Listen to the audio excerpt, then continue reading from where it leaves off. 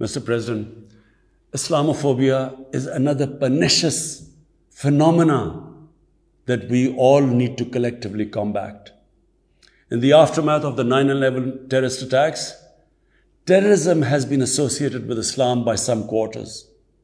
This has increased the tendency of right-wing, xenophobic and violent nationalists, extremists and terrorist groups to target Muslims. The UN Global Counter-Terrorism Strategy has recognized these emerging threats.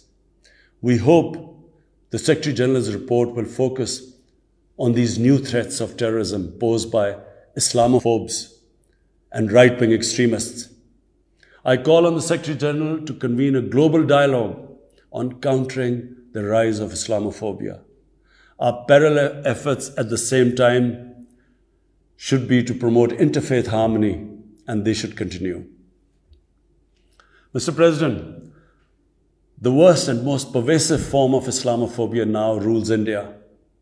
The hate-filled Hindutva ideology propagated by the fascist RSS BJP regime has unleashed a reign of fear and violence against India's 200 million Muslim strong community.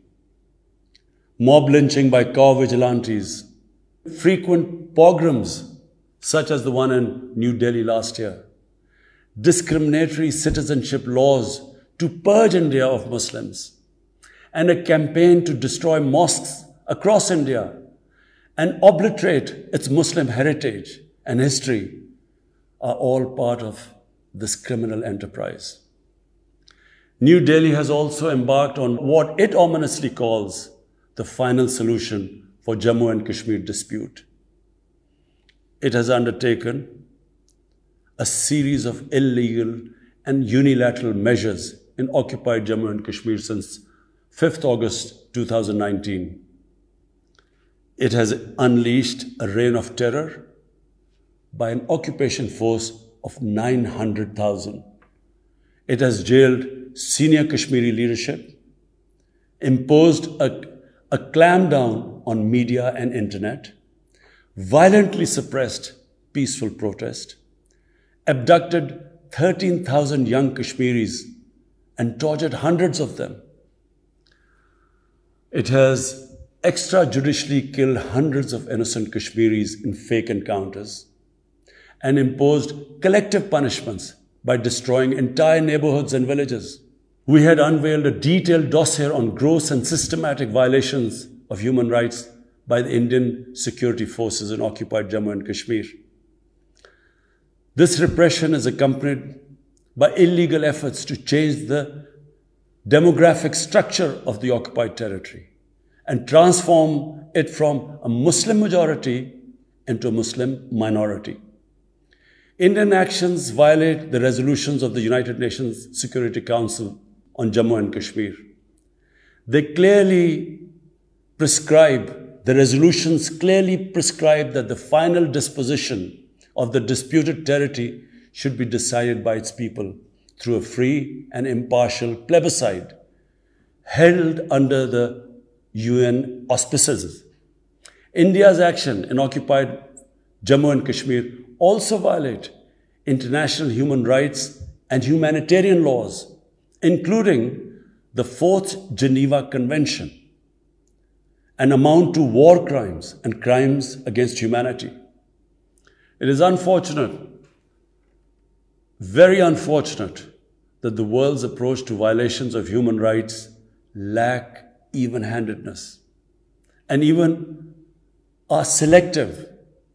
Geopolitical considerations or corporate interests, commercial interests, often compel major powers to overlook the transgressions of their affiliated countries. Such double standards, and the most glaring in case of India, where this RSS BJP regime is being allowed to get away with human rights abuses with complete immunity. The most recent example of Indian barbarity was the forcible snatching of the mortal remains of the great Kashmiri leader, Sayyid Ali Shah Gilani, from his family, denying him a proper Islamic funeral and burial in accordance with his wishes and the Muslim tradition. Devoid of any legal or moral sanction, this action has been against the basic norms of human decency. I call on this General Assembly to demand that Sayyid Gilani's mortal remains be allowed to be buried in the cemetery of martyrs with the appropriate Islamic rites. Mr. President, Pakistan desires peace with India as with all its neighbors. But sustainable peace in South Asia is contingent upon resolution of the Jammu and Kashmir dispute in accordance with the relevant United Nations Security Council resolutions and the wishes of the Kashmiri people. Last February, we reaffirmed the 2003 ceasefire understanding along the line of control. The hope was that it would lead to a rethink of the strategy in Delhi. Sadly, the BJP government has intensified repression in Kashmir and continues to vitiate the environment by these barbaric acts. The onus remains on India to create a conducive environment for meaningful and result-oriented engagement with Pakistan. And for that, it must do, number one, reverse its unilateral and illegal measures instituted since 5th August 2019. Secondly, stop its oppression and human rights violations against the people of Kashmir. And three, halt and reverse the demographic changes in the occupied territory. It is also essential to prevent another conflict between Pakistan and India. India's military buildup, development of advanced nuclear weapons, and acquisition of destabilizing conventional capabilities can erode mutual deterrence between the two countries. And now, Mr. President, I want to talk about Afghanistan. The current situation in Afghanistan, for some reason, Pakistan has been blamed for the turn of events by politicians in the United States and some politicians in Europe. From this platform, I want them all to know the country that suffered the most, apart from Afghanistan, was Pakistan when we joined the US war on terror after 9/11. 80,000 Pakistanis died. $150 billion was lost to our economy. There were 3.5 million internally displaced Pakistanis. And why did this happen? In the 80s, Pakistan was a frontline state in fighting against the occupation of Afghanistan. Pakistan and the United States trained mujahideen groups to fight for the liberation of Afghanistan. Amongst those mujahideen groups were Al-Qaeda, were various groups from all over the world. They were mujahideen, Afghan mujahideen. These were considered heroes. President Ronald Reagan invited them to White House in 1983.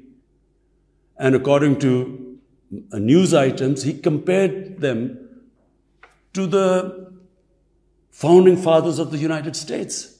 They were heroes. Come 1989, the Soviets leave. So do the Americans, abandon Afghanistan. Pakistan was left with 5 million Afghan refugees. We were left with sectarian militant groups which never existed before. But the worst cut of it was that a year later, Pakistan was sanctioned by the US. We felt used.